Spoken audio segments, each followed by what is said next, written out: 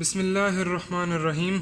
अस्सलामुअलैकुम। होपलेस मेडिकोज़ में आप सबको खुशामदीद। उम्मीद करता हूँ आप सब खैरियत से होंगे। आज का हमारा लेक्चर मस्करेनिक ब्लॉकिंग ड्रग्स पे है, मस्करेनिक रिसेप्टर एंटागनिस्ट पे। और आज हम इंडिविजुअल ड्रग्स की बात करेंगे। कल के लेक्चर में हमने इन ड्रग्स का एक ओवरव्यू लिया था और इनके जो इफ़ेक्ट्स हैं उनको हमने देखा था।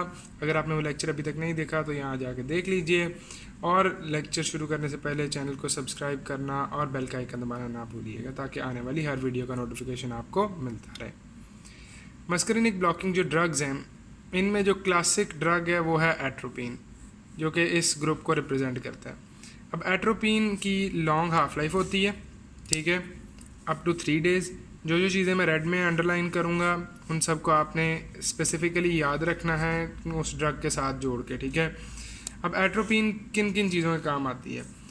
स्पैज़म्स को रिड्यूस करने में काम आ सकती है, एंटी स्पैज़मोडिक है, ठीक है, एंटी सिक्रेटरी है,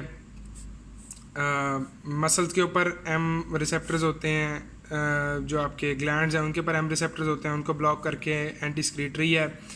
ऑप्थेल्मोलॉजी में डायलेटेड आई एग्ज़ाम के काम आती है, ठीक है, डायलेटेड आई एग्ज़ाम।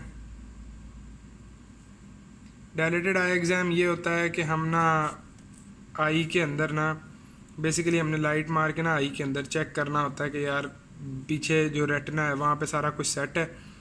तो उसके लिए ना हम प्यूपिल को थोड़ा डायलेटेड चाहिए होता है हमें, तो प्यूपिल को डायलेट करने के लिए हम मस्करेनिक रिसेप्टर एंटागनिस्ट देते हैं। ऑप्थेल्मोलॉजी में डायलेटेड आई एग्ज़ाम में पुराने वक्तों में यूज़ होता था लेकिन अब नहीं यूज़ होता। उसकी वजह ये है कि मस्करेनिक रिसेप्टर एंटागनिस्ट ना सिर्फ प्यूपिल को डायलेट करते हैं बल्कि वो आपका जो सीलियरी मसल है जो कि लेंस को कंट्रोल कर रहा होता है इसके पीछे, ठीक है, जो कि लेंस को कंट्रोल कर रहा होता है मसल, उसको भी पैरालाइज करते हैं, जिसकी वजह से अकोमोडेशन ख़त्म हो जाती है, नियर जो विजन है ना वो ख़राब हो जाती है। तो 3 दिन तक अब बंदे को नज़र ना आ रहा हो प्रॉपरली, ये तो नहीं ना हम अफोर्ड कर सकते। तो डायलेटेड आई एग्ज़ाम्स के लिए पुराने वक्तों में यूज़ होता था, अब नहीं यूज़ होता, ठीक है। एंटी डायरियल के लिए यूज़ हो सकता है, लेकिन इसमें जो सबसे ज़्यादा इंपॉर्टेंट है ना वो ये है कि management of acetyl choline esterase inhibitor overdose, ठीक है। एसिटाइल कोलिन एस्ट्रेज इनहिबिटर्स की जो ओवरडोज है, स्पेशली ऑर्गेनोफॉस्फेट्स की अगर ओवरडोज होती है तो उसमें एट्रोपिन प्लस 2 पैम दिए जाते हैं, ठीक है, जो पैराडॉक्सिम है, और एट्रोपिन दिया जाता है एज एन एंटीडोट, ठीक है। तो उन इफ़ेक्ट्स को अपोज करने के लिए हम एट्रोपिन देते हैं, ये आपने याद रखना है। ये इसका सबसे इंपॉर्टेंट यूज़ है कि एसिटाइल कोलिन एस्ट्रेज इनहिबिटर्स जो हैं उनके ओवरडोज की में हम इसको देते हैं एज एन एंटीडोट, ठीक है। नेक्स्ट हम आते हैं ट्रोपिकामाइड पे।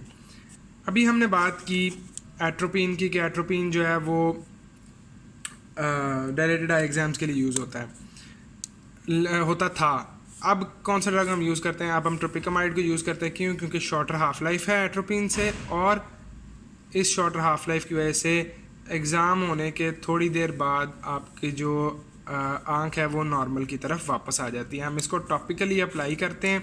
टॉपिकल अप्लाई करने का मतलब ये है कि डायरेक्टली आँख के ऊपर टॉपिकल एप्लीकेशन होती है इसकी, और थोड़ी हाफ लाइफ है तो जल्दी इफेक्ट वेयर ऑफ हो जाता है। इसमें आपने ये याद रखना है कि tropicamide is use for dilated I exams, ठीक है। नेक्स्ट हम आते हैं इप्राट्रोपियम और टीओट्रोपियम पे। इप्राट्रोपियम और टीओट्रोपियम दोनों सीएनएस के अंदर एंटर नहीं होते, ये आपको पता होना चाहिए, ठीक है। और इन दोनों को हम एस्थमा और सीओपीडी के लिए यूज़ करते हैं। क्यों यूज़ कर सकते हैं? अगर आपको याद हो तो मस्करेनिक रिसेप्टर्स जो हैं वो लंग्स के अंदर ब्रोंको कंस्ट्रिक्शन करवा रहे थे, मतलब ब्रोंक्यूल्स को कंस्ट्रिक्ट करा रहे थे। तो जो रिसेप्टर का एंटागनिस्ट है वो क्या करेगा, वो उसके इफेक्ट को अपोज करेगा और ब्रोंक्यूल्स को डायलेट करा देगा। एस्थमा के अंदर यही होता है ना कि ब्रोंक्यूल्स कंस्ट्रिक्ट हो गए होते हैं, ठीक है, तो उनको डायलेट कराने के काम आ जाएगा। नेक्स्ट हमारे पास आता है स्कोपोलामीन, ठीक है। स्कोपोलामीन जो है वो मोशन सिकनेस के लिए यूज़ किया जाता है। मोशन सिकनेस ये होती है कि यार कभी आपने नोट किया होगा कि कुछ लोग होते हैं जो गाड़ियों के अंदर बैठे हैं तो लंबे सफ़र में उनको उल्टी आने लग जाती है, ठीक है।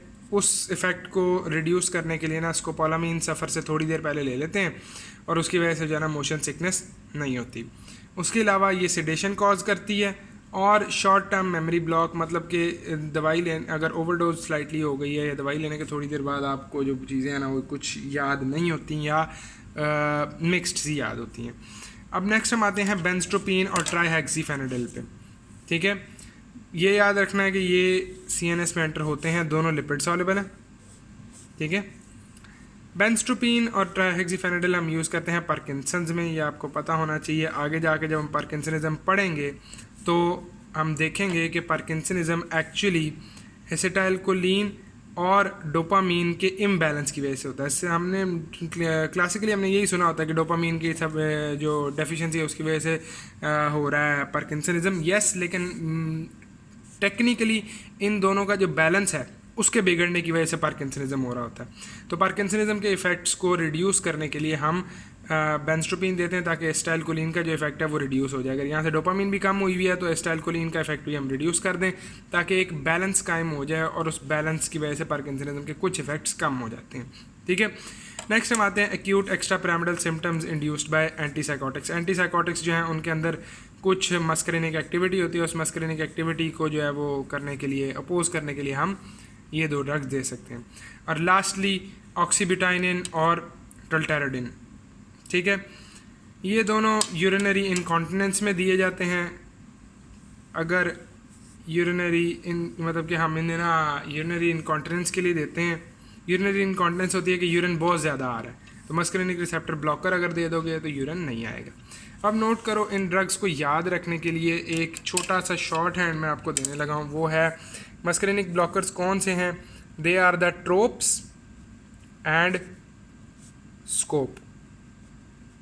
दे are the tropes and scope, मतलब कि जो ट्रोप्स और स्कोप हैं वो आपके मस्करिनिक ब्लॉकर्स हैं, ठीक है। Atropine, tropicamide, ipratropium, tiotropium, scopolamine और बेंजट्रोपिन। बाकी तीन आप याद कर लो, ट्राइहेक्सीफेनिडिल, ऑक्सीब्यूटाइनिन और टोल्टेरोडिन, ठीक है। अब इन सब में ना आपको अगर मतलब प्योरली इससे रिलेटेड ना मस्करिनिक रिसेप्टर ब्लॉकर से रिलेटेड एट्रोपिन इंपॉर्टेंट है, ट्रोपिकामाइड इंपॉर्टेंट है। ये जो ड्रग्स हैं इप्राट्रोपियम और टियोट्रोपियम भी आगे जाके दोबारा रिवाइज हो जाएंगे जब हम अस्थमा और COPD करेंगे। स्कोपोलामीन भी आगे जाके रिवाइज हो जाएगा। बेंजट्रोपिन, ट्रोपिकामाइड पार्किंसंस में जाके, बेंजट्रोपिन और ट्राइहेक्सीफेनिडिल पार्किंसंस में जाके हो जाएंगे रिवाइज। और ऑक्सीब्यूटाइनिन यहाँ पे कर लो। इन पे जो मैंने स्टार लगाए हैं, एट्रोपिन, ट्रोपिकामाइड और ऑक्सीब्यूटाइनिन, इनको आपने अभी ज़्यादा फोकस करना है। अदरवाइज़ जिनको मैंने रेड लाइन लगाई है इनको याद करते जाओ, लेकिन ड्रग्स के नाम अभी ही कह रहा हूँ सारे याद कर लेना।